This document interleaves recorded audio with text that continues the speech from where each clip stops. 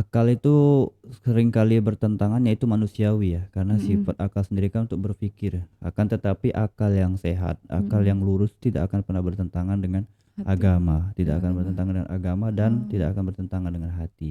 Jadi ketika ada berita ya mhm, kan, Wak, kalau ada nyingok video nabak itu kan mmm, berita ada mhm, video, potongan ayat viral mmm, gitu kan. Jangan jangan tidak langsung kita tidak diperintah langsung mhm, percaya. Fatabayanu, tapi fatabayanu tuh cek, cross check betul ya kan. Dari runutannya, dari asal videonya dari mana, mmm, sumbernya apa yang mhm, terjadi. Nah, itu mhm, juga kami lakukan dari tim Idensos. Jadi mmm, dari awal dia ditangkap, mhm, kemudian dia diproses, kemudian dia sidang, vonis sampai mhm, dia keputusan ke lapas ya sampai dia mhm, bebas itu kita lakukan pendampingan, Mbak. mmm, Pendampingan nilai nantinya akan membuahkan hasil muaranya ya dia kembali kepada mmm. NKRI.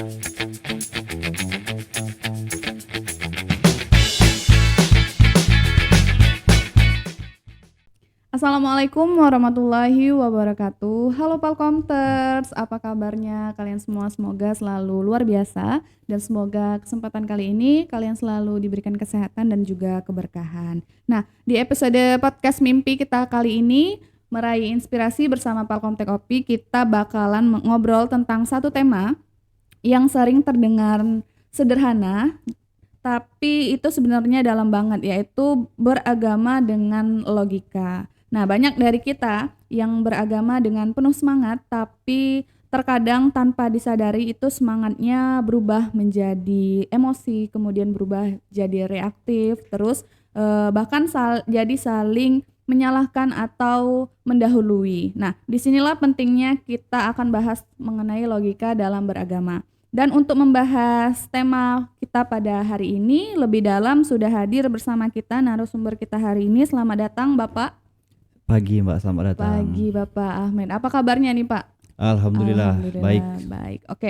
Nah, sebelum kita mulai boleh perkenalan terlebih dahulu nama, kemudian asal instansi dan juga posisi di lembaganya.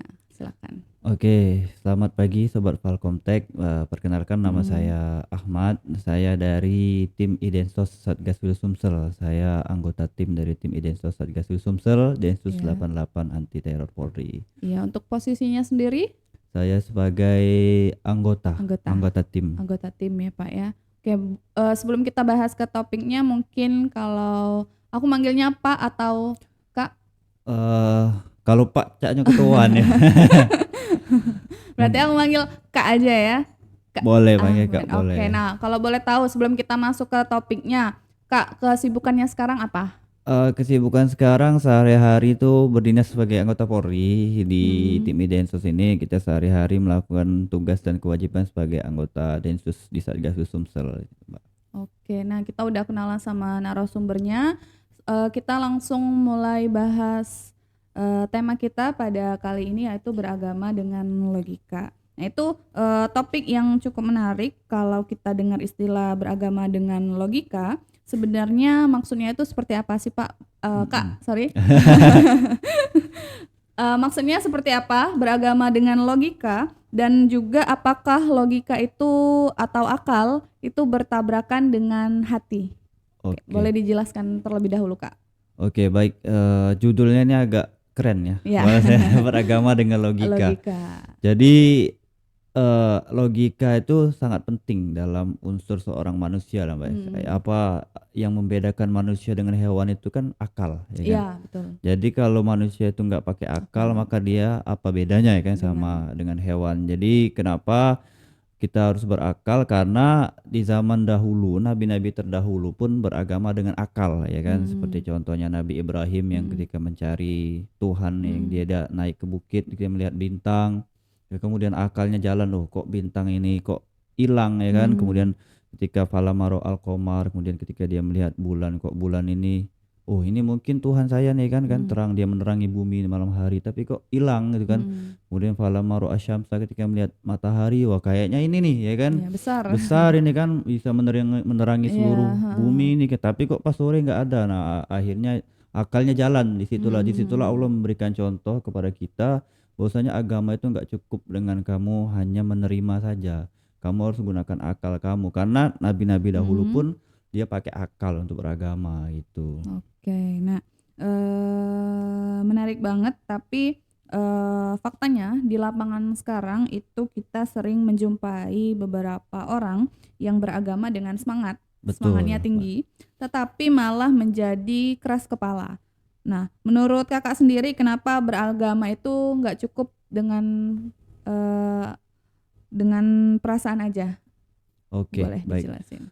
Perasaan ini kalau bahas perasaan ini agak ini ya, Agak agak gimana gitu ya karena kita ganti aja nih Kak, perasaan kita nggak. ganti kita mungkin Kalau bahasnya hati, hati, ya jadi betul. ketika hati itu kan kalau bahasa Arab tadi kan itu kan kolbun ya, Kolbu, iya. kolbu ya kan, kolbun itu artinya dari asal kata Hmm, kolaba. Kolaba itu artinya berbalik, Mbak. Berbalik berbalik, atau berputar ya iya. kan. Jadi kenapa hati itu sebenarnya kolbun itu Mm-mm. sebenarnya itu ada bahasa Arab lain. Hmm, Mudgoh namanya. mood go Mudgoh. Tapi mudgoh itu digunakan untuk bentuk fisiknya, Mbak. untuk Bentuk bentuk fisik fisik, hati. Jadi iya. kalau hati bentuk fisiknya itu mudgoh. Tapi ketika Allah berbicara dengan fungsi hati yang Mm-mm. perasa tadi pakai kolbun. Karena Kolbu, hati itu kan mudah berbolak-balik, Mbak. iya betul. Hari ini Jadi kita, hari ini kita senang, besok iya, nanti ntar malam bisa juga nggak sedih. sedih ya kan. Jadi Iya. makanya kalau beragama dengan hati itu akan berbahaya, akan sesuai dengan Hmm, moodnya ya kan iya, ya. Apalagi kalau cewek ya cewek. kan, kalau cewek ya kan Kalau cewek tergantung mood kita, tergantung mood ya kan, iya. beragama sesuai mood Oh, ya. berarti kurang. Kurang harus ada Iya, penyeimbangnya akal heeh, itu heeh, heeh. tadi, Berarti memang hati dan akal ini bukan berlawanan bukan artinya, berlawanan. berarti saling terkoneksi. Oke, selanjutnya tadi kan kita udah bahas beragama menggunakan hati. Itu sendiri ada dampaknya yang terjadi. Heeh. Sering moodnya Mood-moodnya berubah dan yang berubah. lainnya. Nah, kalau boleh tahu, kalau dampak kita beragama dengan menggunakan akal, itu Mm-mm. apa dampaknya? Kita hanya pure menggunakan akal. Tadi kan Pure kita udah menggunakan pure akal. menggunakan hati dalam beragama. Nah, untuk kali ini kita beragama dengan akal. Itu kalau boleh tahu dampaknya apa tuh, Kak? Nah, kalau tadi dengan hati dia Tadi sesuai dengan mood hati, ya, iya, kalau sesuai dengan akal ini kan akal manusia ini kan banyak akal kalau jumpa banyak akal. Palembang kan banyak penalarannya Iya, kan. Jadi ketika ada perintah ini misalnya contoh umpama ya contoh, kan, oh boleh. ngapa kita nak sibuk-sibuk sholat sehari 5 Iya, kali ya kan, kalau kita pakai akal kita ya kan. mm, Ya, jadi banyak penalarannya, cukup be sekali be cak sekali. ibaratnya kan Iya, nggak pernah maghrib lima. bang ngapa nak 5 kali ya dak Iya, maghrib be. Nah itu kalau kita secara contoh kecil be, kalau beragama cuma dengan akal ya akal. tanpa dengan hati. Tapi ketika akal tadi harus sholat sehari 5 kali, nah, Mm, ngapa lah, oh dengan hati kita karena mm, ini perintah perintah dari Allah, maka mm, kita pasti akan tidak ada lagi namanya kita mm. protes-protes nalar-nalar ya kan, akal-akalan Iya, Palembang ya kan. iya. Oh iya karena ini memang perintah dari Allah, kita Iya, harus sholat sehari 5 kali ya iya. kan.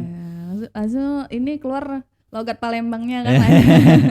Oke, tadi udah dibahas dampak dari beragama menggunakan perasaan atau hati, kemudian dampak dari beragama menggunakan akal saja. Itu sama-sama ke arah yang kurang positif kurang ya. positif. Nah, berarti untuk para pemirsa atau para pendengar podcast kita pada hari ini berarti perlu untuk seseorang itu beragama menggunakan keduanya. Betul. Betul. Kalau boleh diceritakan sedikit dampak mungkin ya Pak. Tadi kan udah kita bahas dampak dari kedua sisinya tadi. Sisinya. Nah, kalau misalkan kedua hal itu saling terkoneksi, kira-kira dampak apa yang akan terjadi untuk orang yang beragama itu? Hati dan akalnya Hati dan terkoneksi ya. akal, iya. Pastinya ketika seseorang beragama dengan akal yang Mm, lurus dan hati yang bersih, pasti akan dia menjadi insan yang salim. Kalau bahasa agamanya itu dia akan menjadi insan yang selamat. Ya kan? selamat. Ketika semuanya terkoneksi dengan baik, Mm, fil jismi salim lah kata bahasanya itu salim. Kenapa salim? Kenapa agama kita itu Islam, Mbak? Karena agama kita itu selamat. Ya selamat, kan? iya. Dari kata salima. Jadi Hmm, ketika begitupun dengan seorang orang yang memeluknya itu akan selamat. orang salim, akan jadi selamat Selamat. ya kan. Ketika semuanya ini wahyu kemudian Hmm. bertemu dengan akal dan hati itu selaras, maka dia akan menjadi hamba yang selamat itu. Oke, itu dampaknya mungkin ya, dampak kalau kita menggunakan kedua hal itu saling terkoneksi, Saling bukan terkoneksi. hanya menggunakan salah satu atau Atau mungkin hanya akalnya iya baik kan, pakai betul. hati baik. Tapi kita menggunakan keduanya dan juga cara menyikapi, kemudian cara berpikir, kemudian intinya saling terkoneksi. Saling terkoneksi, Antara betul. keduanya. Berarti ada dampak yang sangat-sangat positif untuk seseorang yang menerapkan hal itu. Hal itu. Oke. Selanjutnya nih Kak, aku mau nanya kalau dalam Islam sendiri, dalam agama kita sendiri itu bagaimana sebenarnya posisi akal ini? Apakah akal ini berada di atas hati atau akal ini ada di antara hati atau malah di bawah hati? Itu bisa dijelaskan dulu. Baik, kalau namanya posisi kedudukan itu ya, Mm-mm. dia nggak ada namanya istilah yang paling akal di atas hati Iya, atau mm-mm. mereka ini saling bertautan, Saling saling bertautan. bertautan. Kalau ibaratnya kita ibarat ke lampu ini kan, Mm-mm. akal itu lampunya ada, Ya. kalau hati ini kabelnya ya kan. Ada kabel beda Mm-mm. kati lampu dak terang ya kan. Mm-mm. Ada kabel, ada lampu Lampu dak kati beda kabel tuh dak bisa nggak hidup ya bisa kan. hidup. Jadi mereka ini kalau salah satunya itu hilang maka Mm-mm. dia nggak bisa, nggak jalan ya kan. Makanya mereka Hmm. ini satu sama lain itu saling apa, ekosistem lah kalau Ekosistem. bahasa ilmiahnya Iya, ya iya, kan. iya. Oke, berarti kalau dalam suatu penempatan ya, Satu akal penempatan, itu nggak melebihi nggak atau melebihi nggak membawahi atau tadi ya. membawahi. Oke. Nah, selanjutnya ini ada aku mau nanya juga nih Kak. Tadi kan kita udah bahas posisi akal tadi, ternyata nggak melebihi atau melewati dari si hati tadi. Nah, kalau boleh tahu dalam Islam sendiri sebenarnya akal itu apa? Akal ya. Mm-mm. Akal itu dalam Islam sendiri karunia. Karunia. Karunia yang diberikan oleh Tuhan. Kenapa wong gila tidak lepas kewajibannya? Ya kan dia tidak wajib lagi sholat, Sholat ya tidak puasa, lagi puasa ya kan. heeh, Ketika sudah dicabut heeh, akal ya kan. Karena akal ini berarti kan mhm, kita kalau kita nak merenungi nak mikiri berarti kan penting nih mhm, akal ini kan.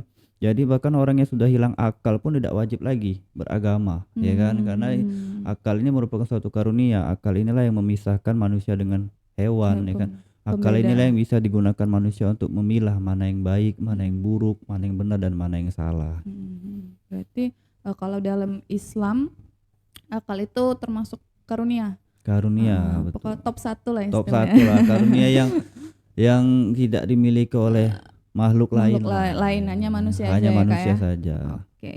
Nah, selanjutnya, tadi kita udah bahas mengenai dalam Islam akal itu apa, kemudian juga bahas dampak dari keduanya. Terus aku mau nanya lagi, eh ada gimana ada seseorang tuh, Kak, biasanya orang itu hanya mengandalkan akalnya aja dalam belajar agama. Beragama. Nah, itu kira-kira seperti apa dampak yang akan terjadi? Oke. Jadi ketika seseorang itu beragama Mhm, hanya berdasarkan akalnya saja Mbak, akan terjadi yang namanya semena-mena Mbak, atau sebenarnya. sekendak-kendak lah kalau Mhm, bahasa itu. Jadi seperti di awal kita bahas tadi, ketika seorang hanya menggunakan akal, dia bakal beragama dengan akal-akalnya, mhm, beragama dengan akal-akalannya sehingga banyak hal-hal yang dia langgar. Bahkan mmm, ada orang yang sampai kasusnya menjadi ateis karena ateis, dia menggunakan akal dalam akal. beragama, hanya menggunakan akal ya, Mhm, hanya mhm. menggunakan akal. Akhirnya dia, oh kok ini begini, kok ini begini, nggak masuk di akal ya kan, nggak masuk Iya, di akal. Kalau dia sampai ke cerita, misalnya apa Nabi Muhammad itu Isra Mi'raj kan, itu kan cerita mhm, yang tidak masuk akal. mmm, Terbang dari bumi naik ke mhm, langit ya kan, mhm, itu kan tidak masuk di akal. Nah itu kalau mhm, kita pikir, oh mana masuk ke langit mmm, sampai ketemu dengan Tuhan iya, ya kan. iya, iya, Zaman sekarang udah kate kan. Nah kalau kita cuma pakai akal mhm, bakal jadi gilo gitu, bahkan gilo bahkan ateis. Jadi mhm, hati tadi yang bermain. Nah mmm, jadi jadi ketika akal sudah berlebihan, hati tadi jadi rem, oh ini kita, ini keimanan yang harus kita imani gitu loh.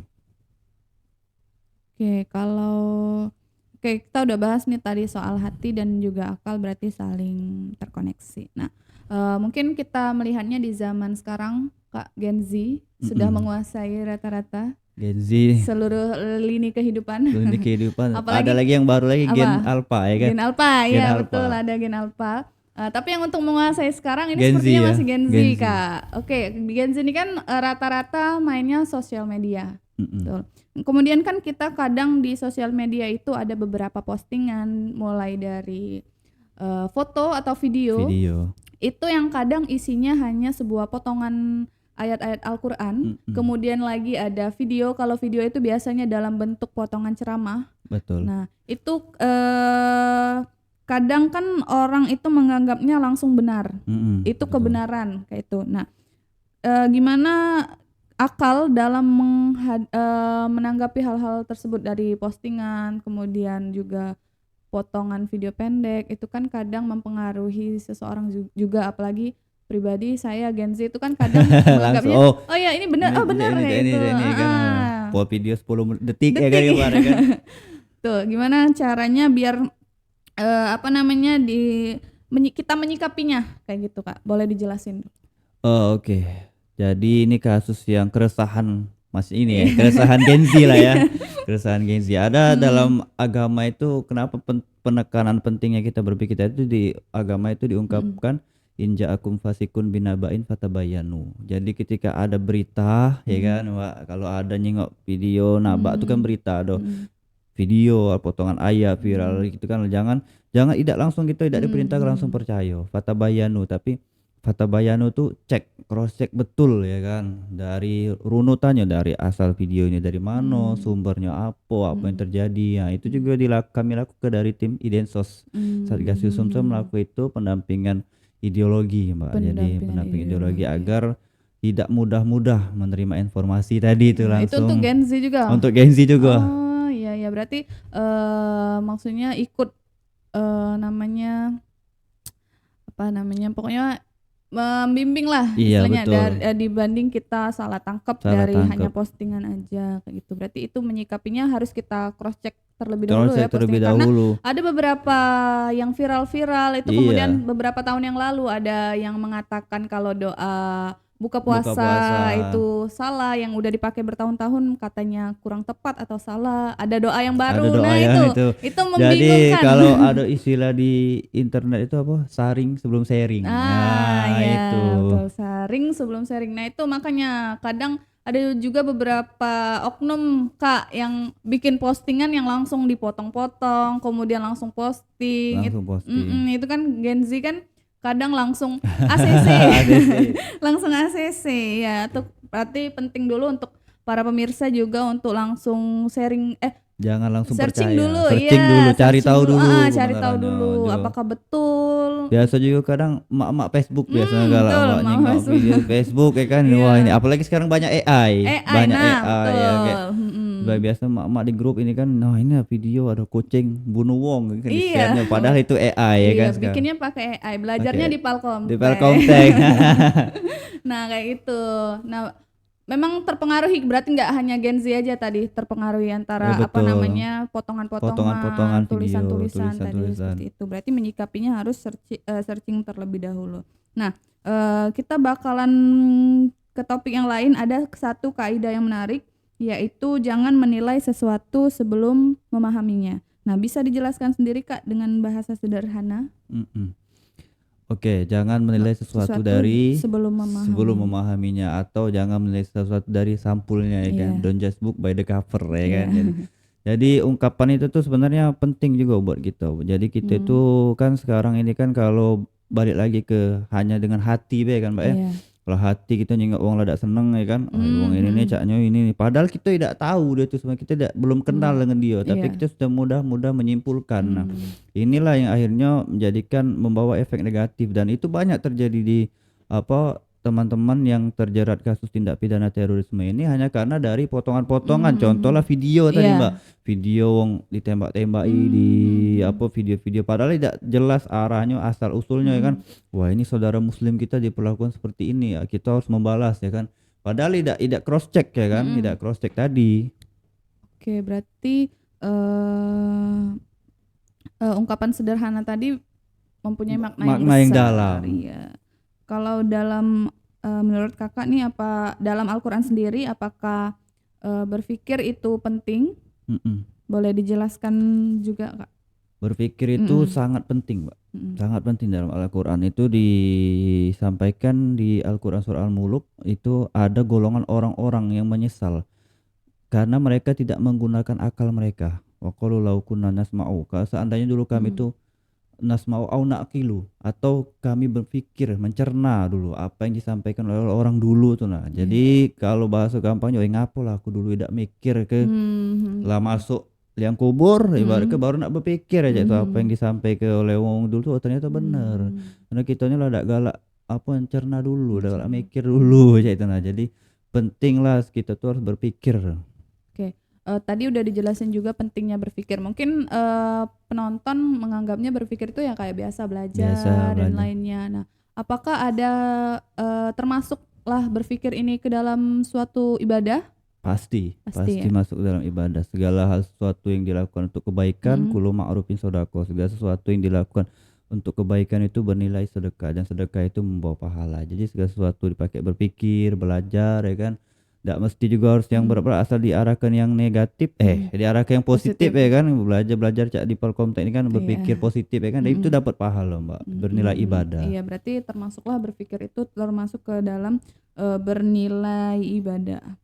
Oke, kalau suatu saat mungkin Kak logika atau akal kita itu terkadang merasa bertentangan dengan beberapa ajaran agama. Nah, itu apa yang sebaiknya kita lakukan? Oke.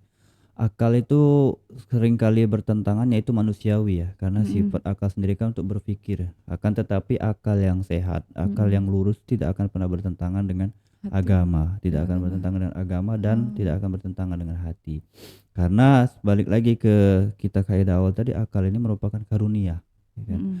Jadi akal ini namanya kalau dia sudah bertentangan, bergejolak lah, itu pasti adalah pikiran manusiawi kita. Tapi tidak sampai akal itu akan bertentangan dengan agama ya. Kalau Mm-mm. agama sudah bertentangan dengan akal, berarti ada yang salah dari akalnya ya.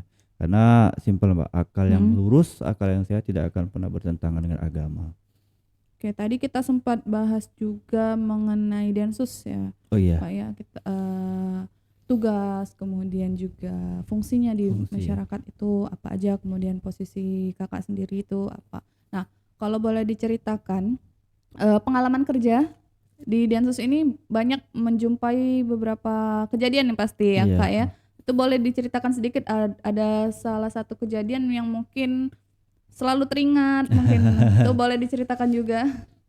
Kalau kejadian ya, Iya. kalau kejadian tuh banyak sih Mbak. Tapi Mm-mm. kalau yang paling berkesan, yang paling teringat itu Mm. ketika kita berhasil membawa seseorang itu menjadi lebih baik atau kembali ke Mm-mm. NKRI.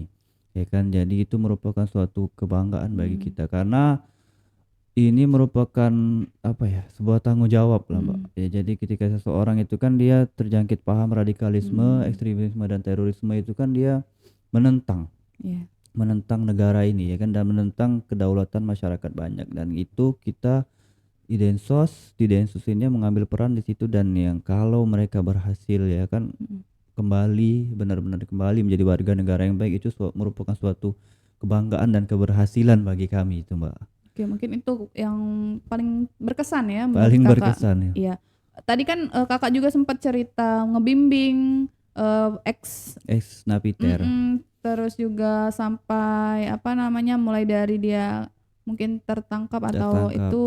Nah, kalau boleh diceritakan selama pembimbingan itu hal-hal apa aja yang diberikan untuk ex napi itu?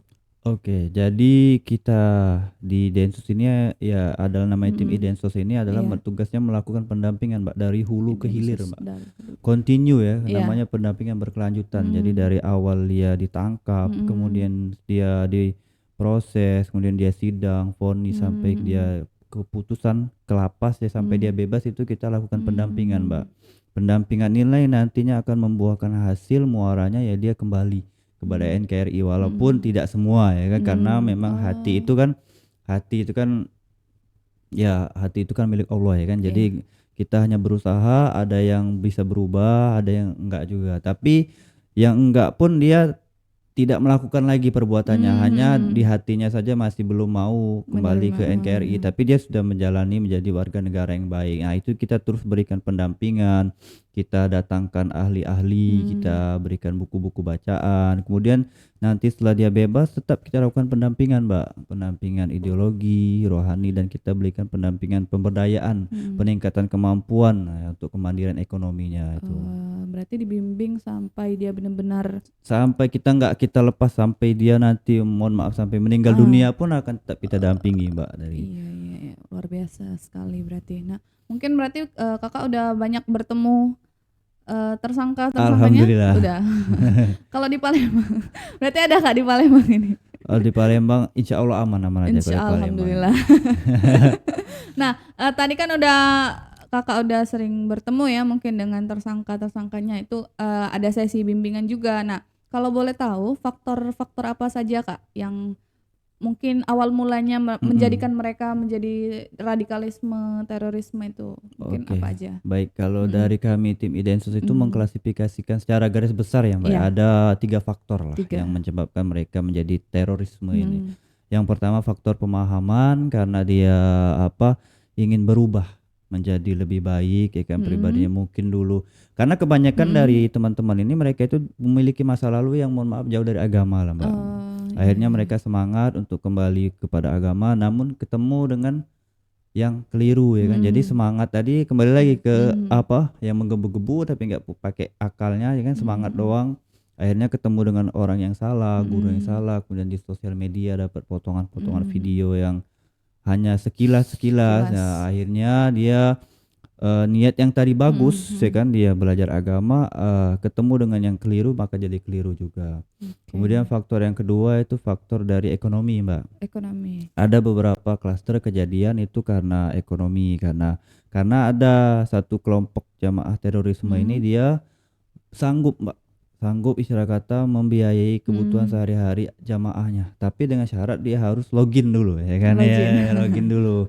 Ada syaratnya, jadi kau harus login dulu gabung ke anggota kami baru kami bisa kasih kau setiap bulan. Nah itu kan menggiurkan Mbak Iya, ya kan, berarti dikasih terpengaruh ya kan, dikasih wah cuman melok Iya. ngaji baik ya kan, dikasih cuma-cuma ya kan. Nah akhirnya dia Oh. tergabung dalam kelompok terorisme, Oh, padahal itu iya. kelompok terorisme ya kan. Iya, heeh. Kemudian yang terakhir itu ada faktor kebencian dan balas dendam ya kan. Mungkin dia pernah mendapat perlakuan yang kurang baik dari aparat yang mungkin pernah dia dulu, ada yang mungkin pernah ditilang ya kan, wah kesel ya kan, dipinggir jalan dipintai duit mungkin ya kan, jadi dia dendam. Jadi itulah muncul, wah kalau aku caknya nak balas dendam dewean caknya wah gila kalau kan ada kalau. Jadi akhirnya nyari kawan, lalu adalah kelompok yang siap memfasilitasi ya kan. Bahaya juga berarti tilang. Oke, berarti ada beberapa faktor ya kak, Ada mulai beberapa dari faktor. pemahaman, kemudian mulai dari ekonomi sampai ke dendam tadi. Oke, nah tadi kan udah dibimbing lah dari mulai ternyata didapatkan 3 hal ini. Iya betul. Kemudian dia mungkin dijatuhi hukuman dan atau lain sebagainya. Nah itu apakah X tadi itu akan berubah mungkin 100% atas pengaruh bimbingan dari Idensus ini Pak? Kalau kita kalkulasi ya Mbak, Iya. kalau berubah 100% itu enggak sih Mbak. Mm-mm.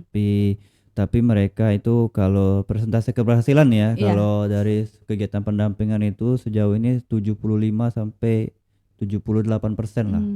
Karena sisanya kan masih tetap ada yang mereka, karena kan ideologi itu kan di dalam kepala ya Mbak. Kita nggak bisa memaksa seseorang, dia punya pikiran masing-masing.